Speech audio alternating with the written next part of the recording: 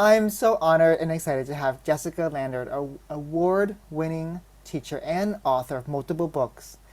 In this particular episode, we'll be learning about her new book called Making Americans, stories of historic struggles, new ideas, and inspiration in immigrant education. Jessica Lander, welcome to the podcast. Thank you so much for having me. Would you tell us briefly how you spend your days and where you spend your days? Absolutely. And first off, just thank you so much for this conversation. It's been really powerful to learn about your work and to follow your work. So it's exciting to be on the podcast here.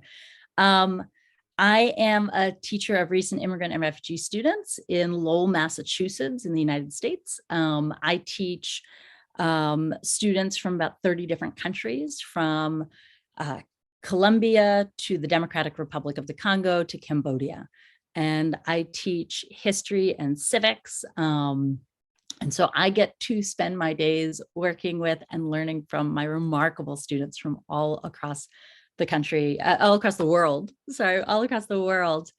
And it is so powerful to watch them build connections and friendships with each other and with our learning, and then also take that learning out into the community. So, are your classes mostly like beginners and like immigrant students or refugee students?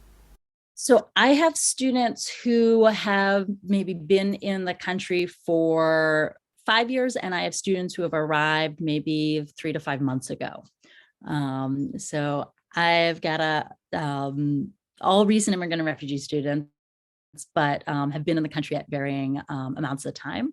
And they have very different backgrounds and sometimes very different journeys in coming to the US. Speaking about the different experiences, can you tell me a story about teaching that has really influenced your practice to this day? I mean, there are so many, but I'll share with you a small one that I think is indicative of some of the work that we do together in our class. It's actually the story that opens my new book. And it's the story of my student Wilson, who he was a student I met my first year teaching at Lowell. And I've been a teacher for years earlier, teaching both in other parts of Massachusetts and abroad. But it was my first year teaching in Lowell. And Wilson came into my classroom early that year because during lunch, he didn't have anyone to sit with. And he didn't feel like he had a community or that he belonged yet in the school. And so Wilson and I started having lunch together. And it was just him and I, and we'd use my desk as our table. And I'd ask him about his classes and about his family, and got to know what Wilson was really excited about in the classes he liked and the classes that were hard. And then one day, Wilson asked me how I learned to use chopsticks, because I ate every day my lunch with a pair of bamboo chopsticks. And from that conversation, found out that Wilson loved everything Japanese. He was actually teaching himself Japanese at night. It was a love rooted in anime, but it had spread to his diving into history, into language, into culture. And so we started talking about all things Japanese. My parents had spent time working in Japan when they were younger, right out of college. And we have friends and family in Japan, and so have had the opportunities to visit. And then, in addition to those conversations, as the semester was going on, Wilson started drawing other people into our classroom for lunch. And so slowly our classroom filled with students from around the world eating lunch together. And some of them would be working on homework, and some of them would be chatting, some would be listening to music. And also they'd be bringing in foods and sharing those foods. So I had a Vietnamese student who would bring in bowls of pho and pass around her spoon. Or one of my students from Burma, Korean refugee, would bring really, really spicy fishes. And like not many people could really handle the spice, but she'd pass around the spicy fishes. Or a student from Lebanon would bring in baklava. And so students were trying foods from each other. And watching Wilson become more comfortable and build more friendships with his classmates during this lunch period. And then at some point, Wilson asked some of his now friends, will they teach him how to use chopsticks? And so he's learning how to use chopsticks, and he's borrowing my chopsticks or their chopsticks. And then one day he comes in and he has such a grin on his face, and it's during lunch. And he's like, Miss Lander, look what I have. And he pulls from his bag a huge bag of chopsticks, because our supermarket doesn't sell chopsticks like in single pairs. You can only buy them in bulk. And so he has this huge bag of chopsticks, and everyone in the class like gathers around him, and he rips open the bag and he's passing out chopsticks left and right. And then everyone is trying chopsticks. Everyone wants to be a part of learning. And they're bringing in my Vietnamese and my Cambodian and my Burmese students to act as teachers. How do we use the chopsticks? They're trying to pick all sorts of things up: French fries, pencils, pizza crusts, all sorts of things. And this is a small moment, but I think it speaks to some of the really powerful things that I see every day in my classroom, of the community that my students and I create together, that they're creating together with each other, the just deep curiosity they have for each other's traditions, to learn with each other and from each other, the ways in which my students are often teachers for each other in so many different ways, whether it be language, whether it be teaching how to use chopsticks, and the ways in which they create a space where they feel comfortable and safe to try and to explore and to build that community and those connections. And so while it's a small story, I think it stuck with me for so many years, of that beautiful moment. I can see it in my head of Wilson bringing in that bag and passing out the chopsticks, and everyone around the room trying things with chopsticks, and just that the power of this classroom that's filled with students from all around the world learning and teaching with each other. What a really beautiful story. It's really about the relationships that you create with the students and with each other, how they brought each other in. So a lot of your students come from community-based cultures where it's all about the collectivism. Right? So, but they come into an American school system where it's very individualistic. Like, how do you bridge the two cultural differences? I think I see a lot of that support for each other and that collectivism in my class that just is inherent to how we see success in our class. And that's particularly true. You were talking about like, how long have my students been in the US? And so I have students who might have been here 5 years, and I have students who might have been here 5 months. And I just see so much generosity between my students, that my students share with each other. So if a student is struggling because they are really still mastering the key elements of English, another student will translate, and not in a way that's like then preventing that new student from learning, but in a way that's helping them access the material and access the community that is in our classroom. And so I just, like, every day see so many ways that my students are stepping up for each other and watching out for each other. And so I think that collectivism comes in there.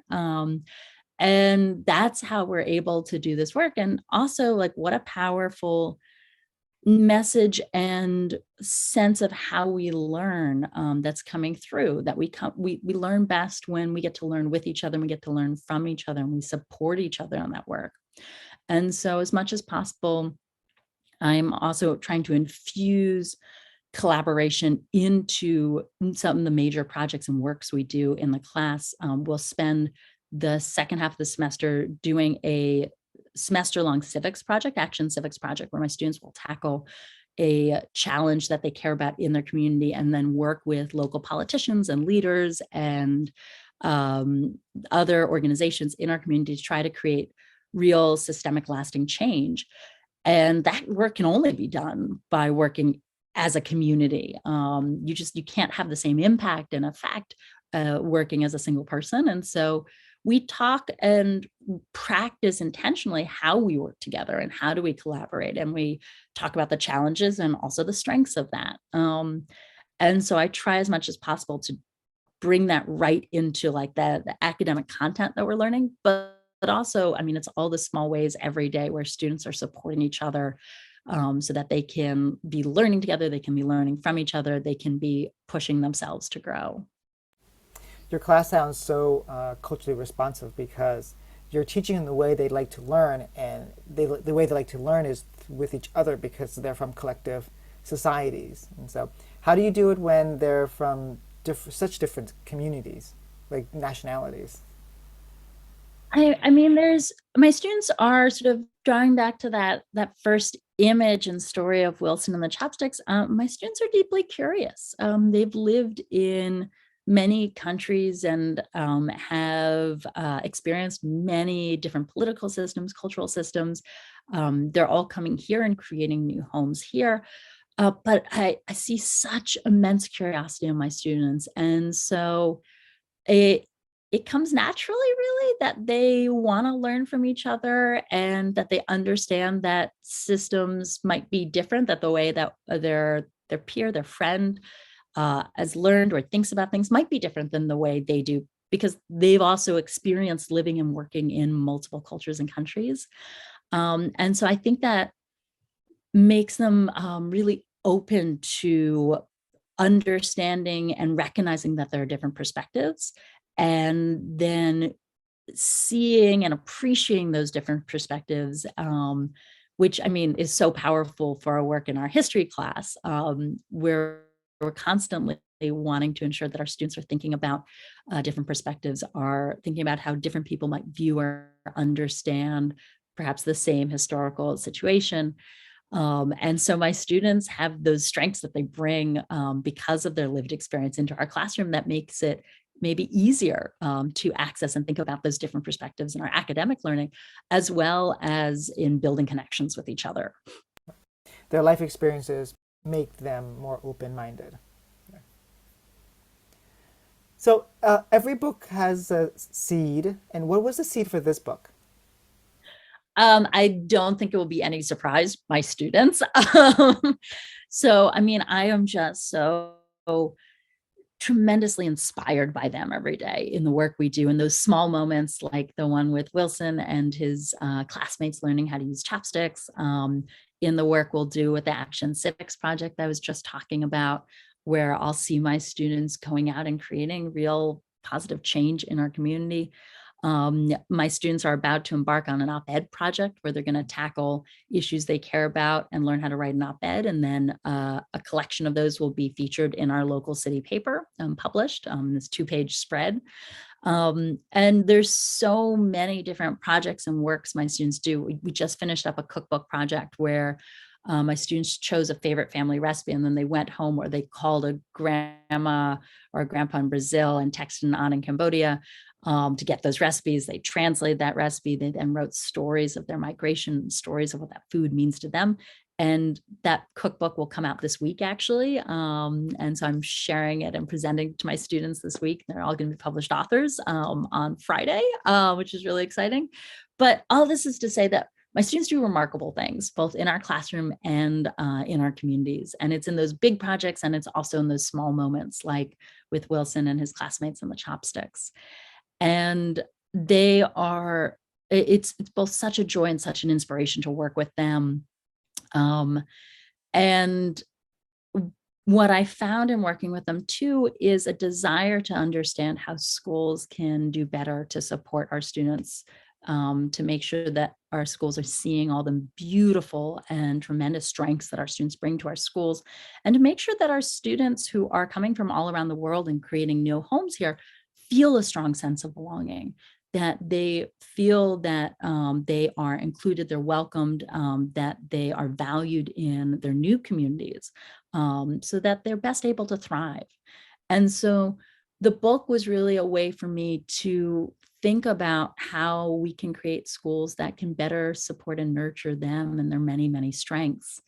And that led me to actually take a year off from school a number of years ago now, 3 years ago, and set out across the country to learn from other educators and to sit in the classrooms of others to see what were the innovative strategies and approaches, but also to dive into the history to understand how our schools have been shaped by our past. And then for me, the most important part, the heart of the book as a teacher is to sit with about 7 of my students. So I sat with 7 of my students, asked them to be my teacher and learn from them about both their journeys to the US and their experience of our schools. Because if we're serious about reimagining immigrant education, we have to be learning from the past, we have to be learning from the present, and we really have to be learning from our students from the personal. And it's with those 3 elements, then those 3 types of stories and these 3 voices that we're going to be able to reimagine immigrant education. But the seed was in my classroom with my remarkable students. Well, no wonder why your bio you were one of the teachers of the year. Teachers of the yeah, you were. Can you tell me about that? So there's a huge honor. I was named a top 50 finalist for Global Teacher of the Year a year ago, and then a Massachusetts finalist for Teacher of the Year for Massachusetts this year. I mean, just hearing just the last 15 minutes of your conversation, I'm like, okay, I am bowing in the presence of a master educator. Thank you. But I think it's about learning from each other. I mean, I get to learn from you. I get to learn from so many teachers across the country and the globe now.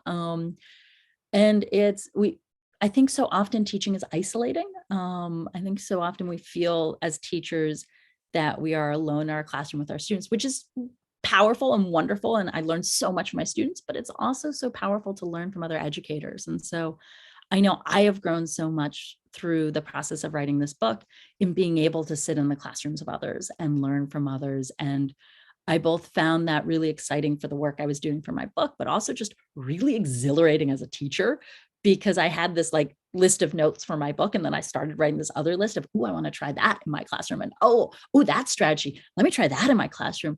And so I mean, this is work that can't be done alone, and the success is not done alone, and so I'm just deeply grateful to have this opportunity to learn from you and to learn from others, and I would love to work to build stronger communities where we can be learning from each other on a more ongoing basis. Sounds like you need a Facebook group for just new recent arrivals. It's a good idea. I'll hold you to that. We should work on it together. Um, so you listed a few projects with your students. Can you list a few more and tell us about those really innovative ideas? Sure. I are the projects we're doing. I do a lot of project-based learning, and try to really situate it within our study of history. But I think too, my focus is, I mean, I'm someone who hates tests. I never did well on tests. I don't think they measure the success of students or knowledge of students very well. I understand why we have them, and there are important reasons for them. But I do a lot of project-based learning in my class. I also think it allows us real opportunities to iterate. And so, say like the cookbook project I described, my students will make probably 10 to 15 rounds of edits on their recipes and their stories. And I see where the real learning happens, is that taking perhaps a small piece of text and turning it from okay to good to great. And also trying to create projects where we are sharing it in the community. It was not till grad school for me where I was really asked to do work that impacted my community outside the classroom. And I remember it was an op-ed project, and I took that op-ed project from my professor and translated it to my high school classroom. That's the project we now do. But I remember when he asked us to do this, how powerful it was for me to think about, our learning should be impacting the community. We should be sharing with the community. It also elevates the work. So when I do projects like the cookbook project with my students, and we're in round like 12, the if a student's like, but isn't it done? It's okay, but you're sharing this with the community. You're going to be sending this to politicians. You're going to be sending this to leaders in our community. And don't you want it to be great? And they go, oh, yeah, of course, absolutely. And it's really beautiful to watch them change from, because we don't often ask students to iterate in this way again and again and again.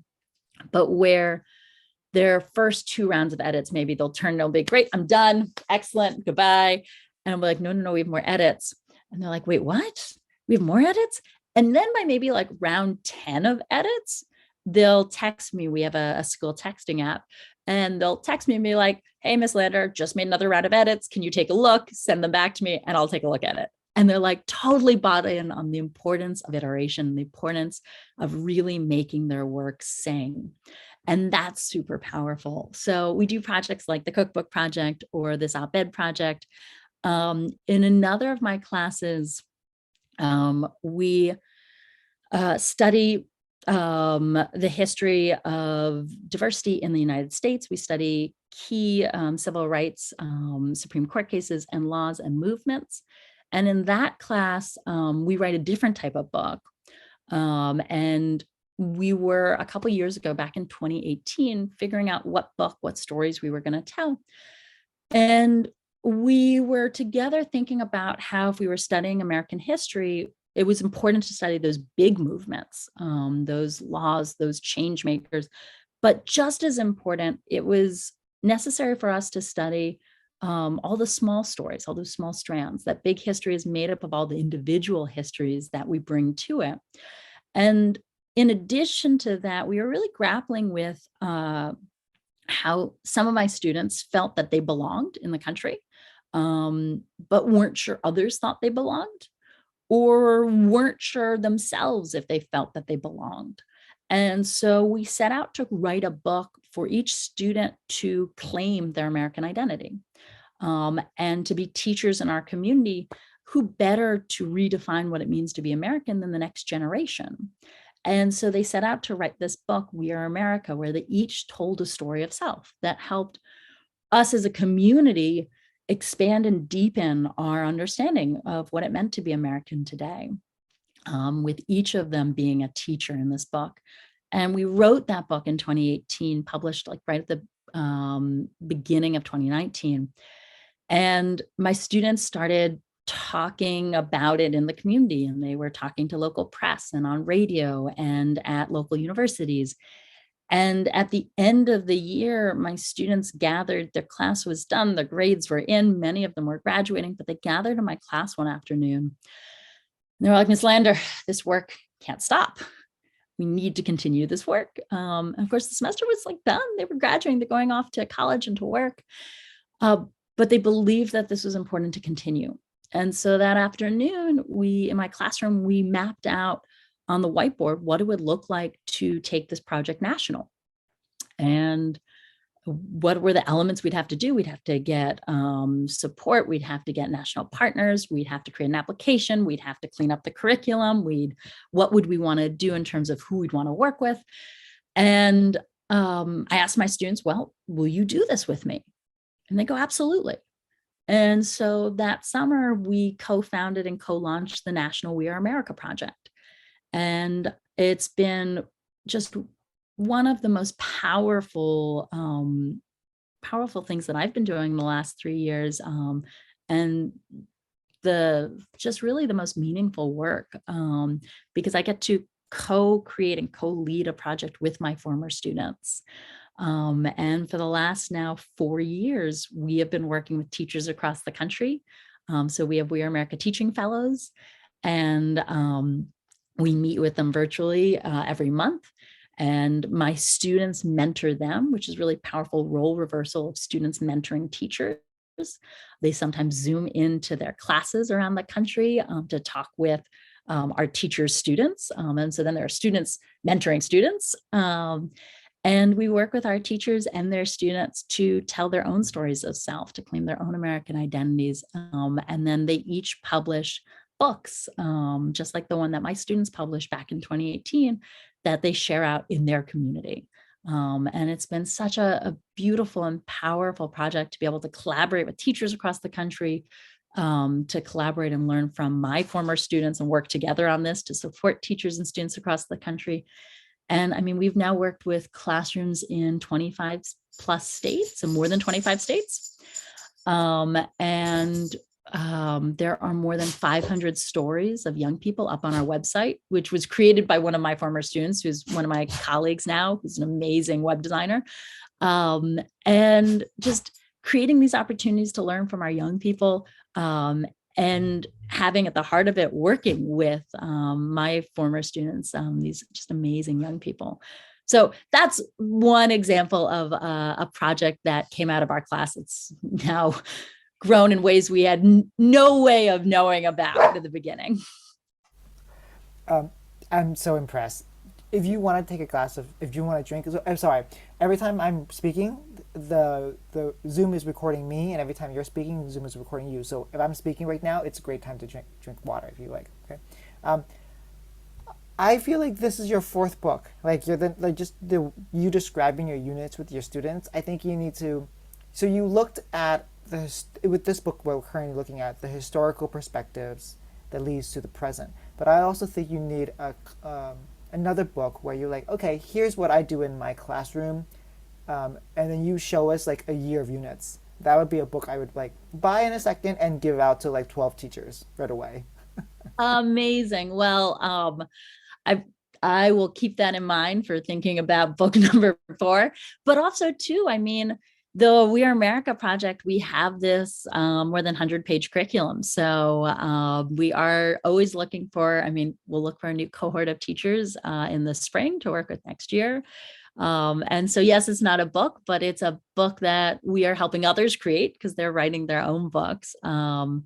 But it's powerful to do this work together. And I interweave some of these stories about the We Are America project and some of these other projects in Making Americans. So you get small windows into that work as well. So Making American is the prelude, and then the fourth book will be a deep dive. And so the seed has been planted, and may it grow like a bamboo tree. Excellent. I love that. For listeners, that's an inside joke that we have just now because Jessica has a forest of bamboo trees, and I was like, wait, how are they so green in the winter in Massachusetts? It's like, oh yeah, they're just green all year. I'm like, okay. Let's start talking about your book. Chapter 1 is about the Americanization movement. What is it, and can you describe its history and what it looks like presently? Absolutely. So the book explores 8 stories of the past, 8 moments that have transformed our schools, from Supreme Court cases, laws, other cases, and movements that have had a real impact in our schools today, but many of which are not known. I mean, I'm embarrassed to say that I did not know many of these historical stories before I set out to write this book. The first historical story I open with is this story of the Americanization movement, which happened in schools in the late 1800s and the early 1900s. And this was a time in American education where educators and schools were trying to rapidly, quote unquote, Americanize immigrant students. There was a large influx of immigrants, particularly from Southern and Eastern Europe at the time. And many educators were trying to rapidly assimilate and sometimes forcibly assimilate immigrant students by having them assimilate and adopt Anglo-Saxon traditions for the most part. And so as much as possible, there was an emphasis on not practicing your traditions and your cultures and not maintaining your language, and instead adopting what many educators saw as the American culture, the American traditions. But again, it was a very, very narrow sense of what it meant to be American, and very much in an Anglo-Saxon tradition. Indeed, my great-grandfather, Daniel, experienced the Americanization movement. So he arrived as a 7-year-old in New York City. He was a refugee from what is now Ukraine. And he arrived in New York City in 1906. And at that time, schools were not a place that welcomed or wanted his culture, his history, his religion, his language. And it had a profound impact on young people. And so I explore this area of history and also look at some of the folks who were involved in this education, because there were interesting things going on at this time. So I tell the story of Julia Richmond, who was the first woman and actually first Jewish district superintendent in New York City, who definitely had assimilationist views, and yet at the same time also is interesting and important, I think, for us to study, because she was seeing all of these immigrant students come into the school system and not be supported at all, and many of them dropping out. And so she went to work in the Lower East Side, where lots of new immigrants were coming in, including my family, and set up an experiment that she asked to create classes for new arrivals that would be like a 6-month primer on language and culture, with the hope that it would help them succeed in school after that first 6 months. And that really became a blueprint for how a lot of schools think about supporting immigrant students today, bridge having come from one country and then creating new homes here. And so while there are definitely parts of Julia Richmond's approach that I don't particularly agree with, there's a lot to learn and really powerful lessons in how she was thinking about schools shouldn't just be letting immigrant students essentially drop out of school without any supports. But the Americanization movement was a really interesting time period. And I think it's then powerful to look at how change has happened over the last 150 years. So if we look at that time period where so many students' language, culture, religion, heritage were not welcome and wanted, to how the approach to immigrant education has changed, that transformation has happened through the courageous and persistent work of educators and organizers and families and community members and lawyers and others over the last 150 years, who've stood up to schools in many different ways, including challenging the segregation of immigrant students, the exclusion of undocumented students, and the refusal to provide language supports for students still mastering English. And so this is really our starting place to then look at the journey of immigrant education over the last 150 years, and also to note too that it's not always linear, that there are examples of both progress and then swings back in ways that we seem to be backtracking and not embracing multilingualism or multiculturalism, that it's definitely not always linear. But that progress has happened because of the courageous and the persistent work of so many different people across time. Yeah, I think we're in one of those phases right now where the pendulum is swinging backwards. But I am always inspired by teachers who are saying, no, this is not okay, what we're doing. And then they, I'm thinking about MLK, and he said, like, the arc of history leans towards social justice. Right? And so it 2 steps back, but it continues to swing forward with work like teachers like yourself. Let's talk about chapter 2, which is about Settlement House. Can you talk about this movement? Yeah. So the Settlement House has at the heart of it the story of Jane Addams, who ends up becoming the first American woman to be awarded the Nobel Peace Prize. And she co-founded Hull House in the late 1800s in an immigrant-rich Chicago neighborhood. And Hull House, which was a settlement house, really helped spark settlement houses across the country and the settlement house movement, which we can think about as community centers that are trying to support communities in a whole host of different ways. And some of these settlement houses do exist still today. And they are the blueprint for modern day community schools, for neighborhood community centers. And also a lot of her work is considered a blueprint for the modern field of social work.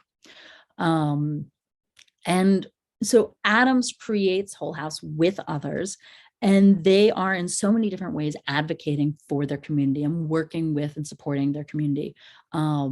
One of the things that I think is really powerful about her work that I write about is the ways in which she believed in the strengths of immigrant families and immigrant students at a time where many folks, particularly many educators, didn't see the strengths. We just talked about the Americanization movement, where the traditions, languages, cultures, histories, skills of immigrants were not necessarily wanted. But what Jane Addams really sees, and what I found really powerful about her work, is that public schools are failing immigrant students because they are teaching them to abandon their heritage, to abandon their language. They're not taking advantage of the many strengths of their students who are in their classroom. She has this quote, like, we send young people to Europe to see Italy, but we don't utilize Italy when it's here in the classroom. And so just really intensely seeing the strengths of immigrant children and all they bring to the classroom in terms of their knowledge, in terms of their cultures, in terms of the language. And then also, in particular, too, seeing and recognizing the importance and strengths of immigrant families. That recognizing how schools are driving a wedge between immigrant children and immigrant families during the Americanization movement. As schools are really pushing and pressuring students to abandon their history, their language, their culture, which does often drive a wedge, or did often drive a wedge between parents and children. And she sees that, this is absolutely wrong, that we need to be bringing families and children together. And we also have so much to learn from our families. And just one of the strategy she uses is, and she does this also in her advocacy and her writing, but one of the small strategies she does at Whole House in Chicago is she creates a labor museum. And in this labor museum, she is elevating and creating space for folks to learn about sewing and textiles and pottery and basket weaving, and a lot of the skills and tools that immigrant families are bringing at the time that maybe aren't being recognized and celebrated and valued in a now industrializing society where there's a lot of factories, but showing like these are really powerful skills and tools and crafts that we should be studying. And not just elevating it in the community for the community as a whole, but particularly for young people. And she tells the story of a young girl who had been embarrassed by her mother until at some point she went into this museum and they hold craft lessons and workshops there where immigrant families are teaching their craft. And so really seeing them as teachers in our community. And this little girl realizes that her mother is a teacher and is a craftswoman, has so much to teach others, and she is no longer embarrassed by her mother. And so that shift in perspective of seeing parents as teachers in our community, as people who are valued in our community, I found really powerful from the work that Jane Addams did. The community school movement also has, as I was saying in the beginning, threads and really impacts the work we see today. And so in that chapter, I pair it with a profile of a school today in Aurora, Colorado. That is 5 schools working together to create a community school approach. And you really see the ways in which that community school approach has resonance with what Jane Addams did 100 years earlier. And that community school approach is where these 5 schools really see their schools as vibrant community hubs. I think so often our schools are open at like 7 a.m. and then they close at 3 and then they sit empty. And these 5 schools, the Aurora Action Zone, really envisioned their schools as vibrant hubs from sunrise to sundown.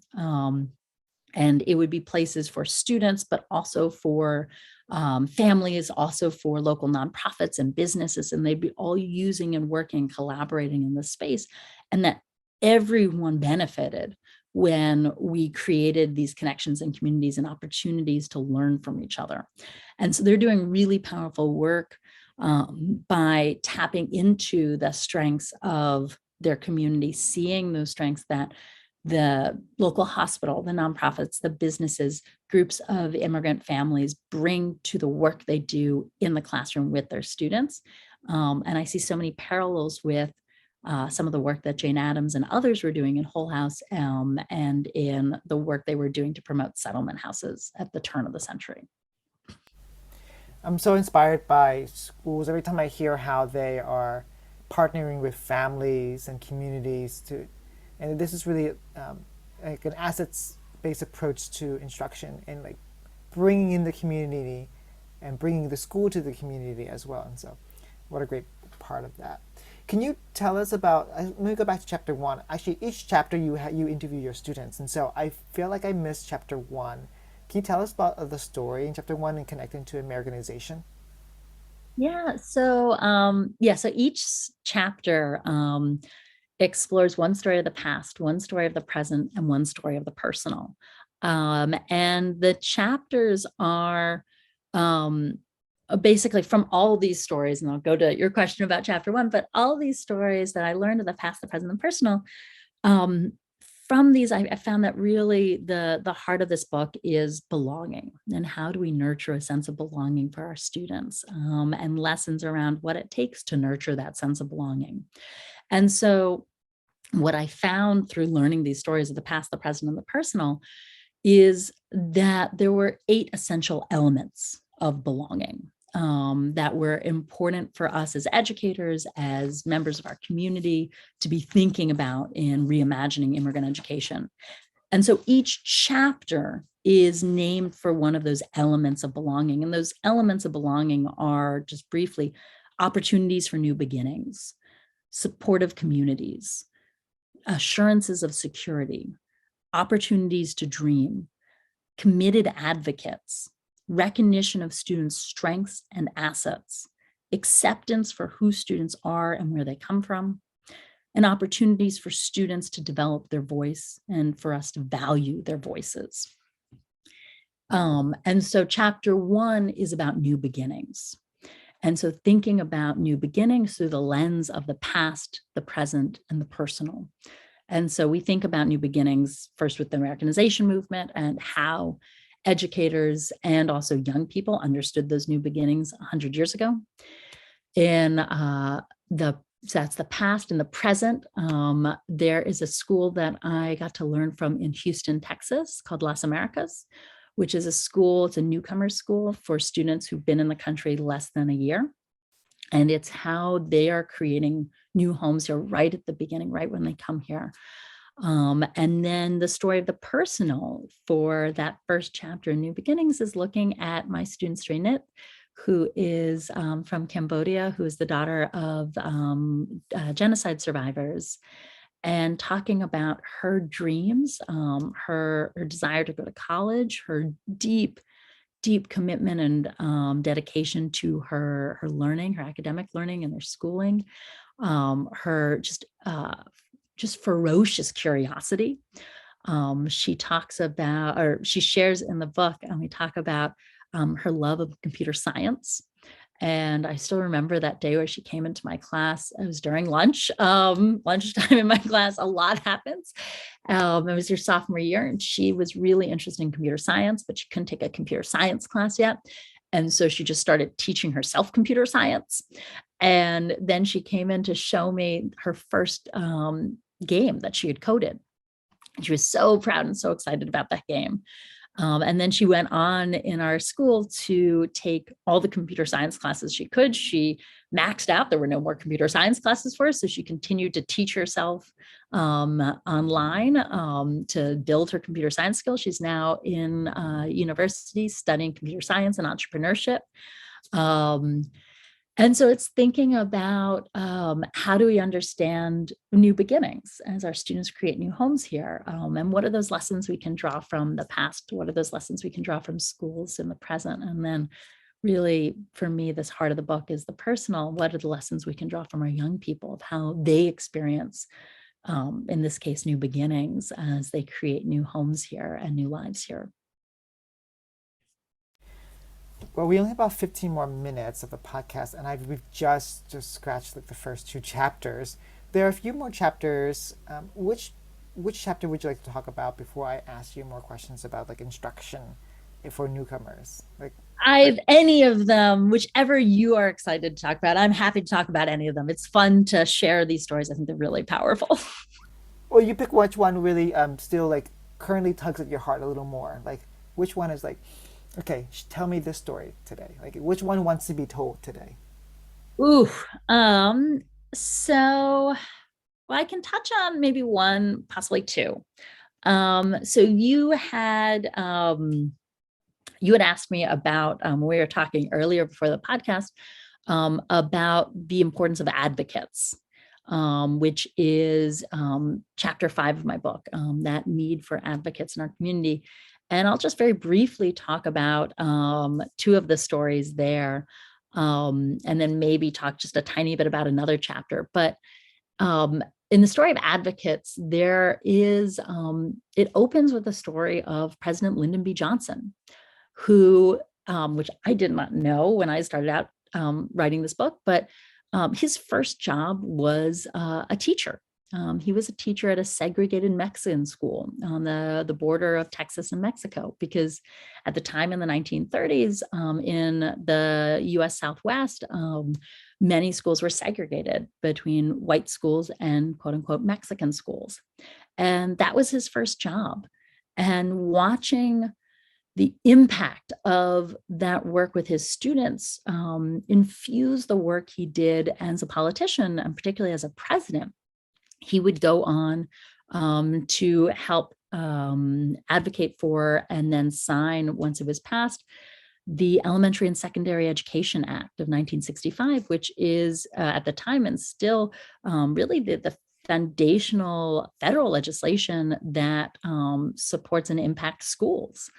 And he talks about the importance of education in the speeches he gives in advocating for and then signing this legislation, of how important schools are to him, to the country, to the future of the country.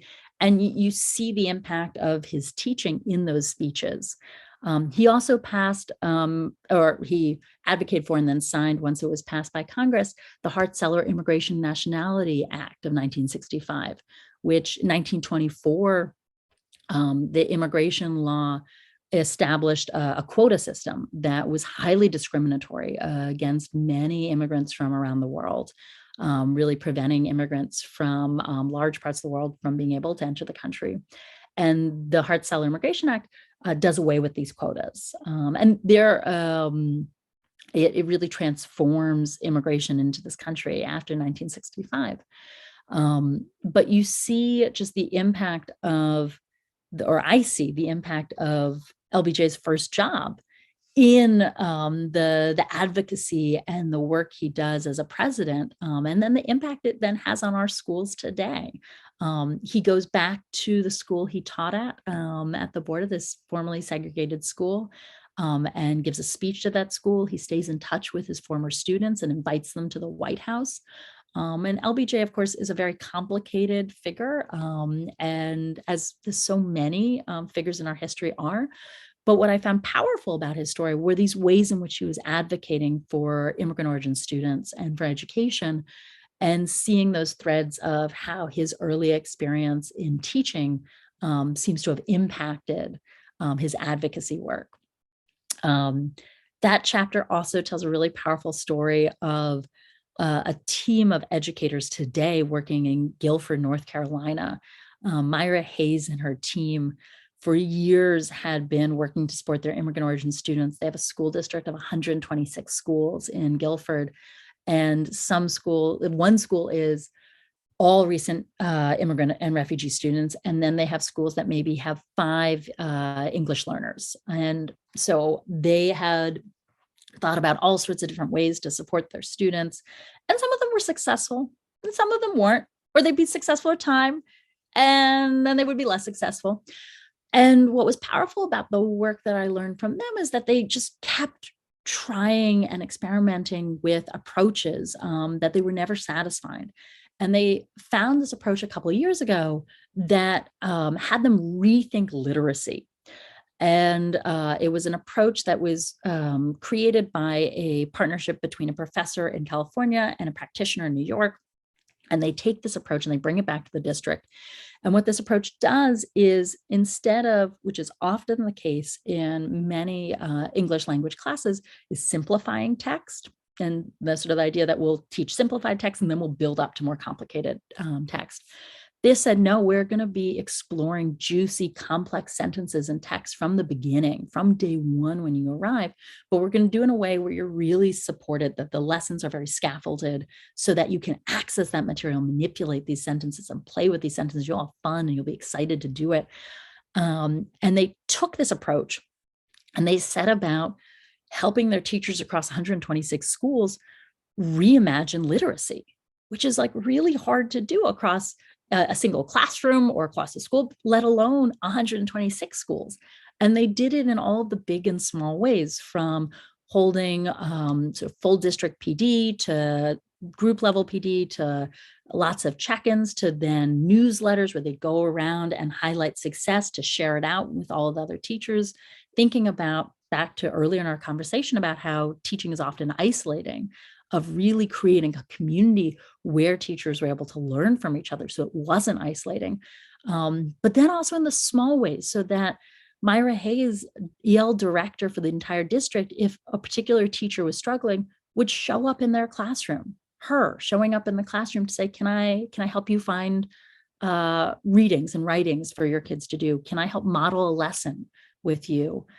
She and her team were doing this across the district, that it was both the big ways and the individual ways of showing up for each teacher, meeting them where they were, and then seeing in the course of 2 to 3 years, real success, test scores shooting up, students being really excited to come to classes, students seeing connections in their academic classes between their English learner classes and their other classes they were taking.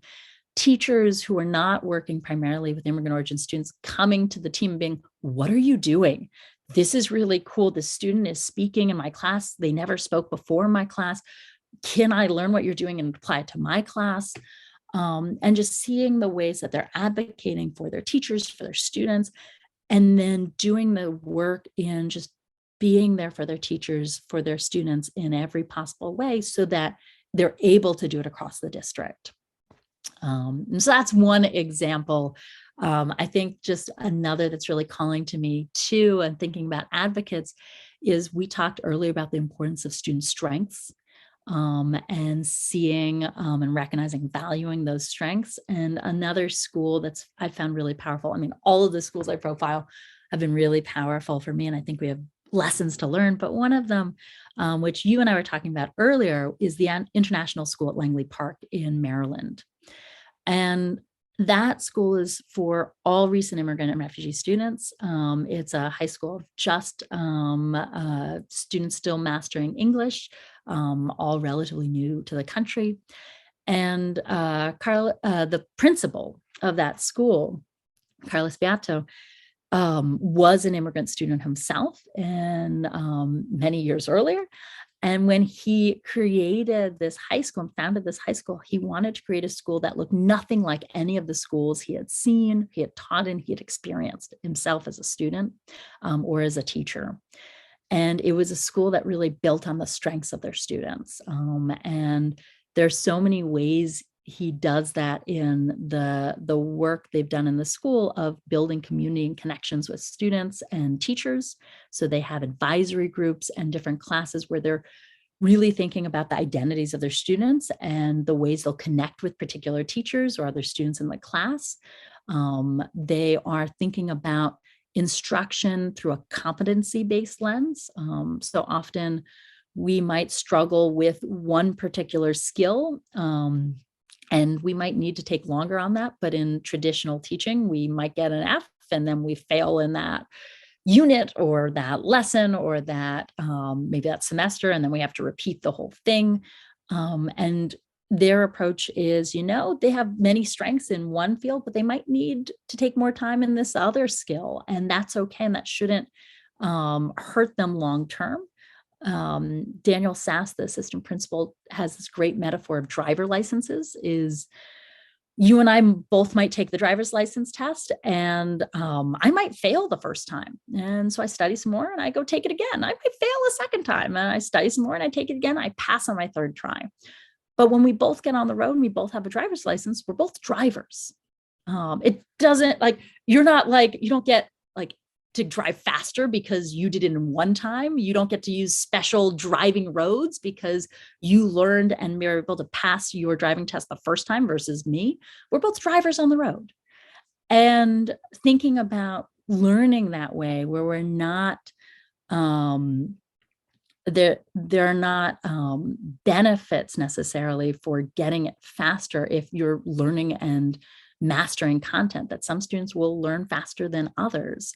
But we don't want to be saying, oh, because you took more time to learn this, you somehow are lesser than, or you fail and that F follows you on your transcript if you're mastering the content.